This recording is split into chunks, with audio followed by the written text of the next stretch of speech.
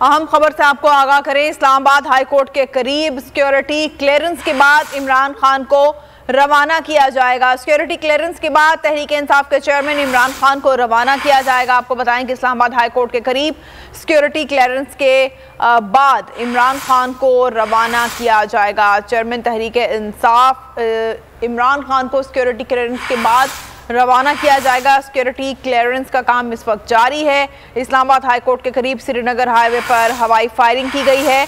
Security high alert कर दी गई है। इस्लामाबाद हाई कोर्ट में सिक्योरिटी क्लियरेंस के बाद इमरान खान को रवाना किया जाएगा। अहम खबर से आपको आगाह कर रहे हैं। इस्लामाबाद हाई कोर्ट के करीब श्रीनगर हाईवे पर हवाई फायरिंग हुई है।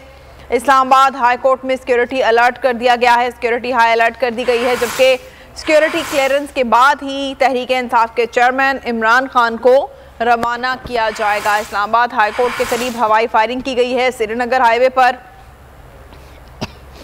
इस्लामाबाद हाई कोर्ट में सिक्योरिटी हाई अलर्ट कर दी गई है। सिक्योरिटी क्लियरेंस के बाद इमरान खान को रवाना किया जाएगा। इस्लामाबाद हाई कोर्ट के करीब श्रीनगर हाईवे पर हवाई फायरिंग की गई है। इस्लामाबाद हाई कोर्ट में सिक्योरिटी हाई अलर्ट कर दी गई है।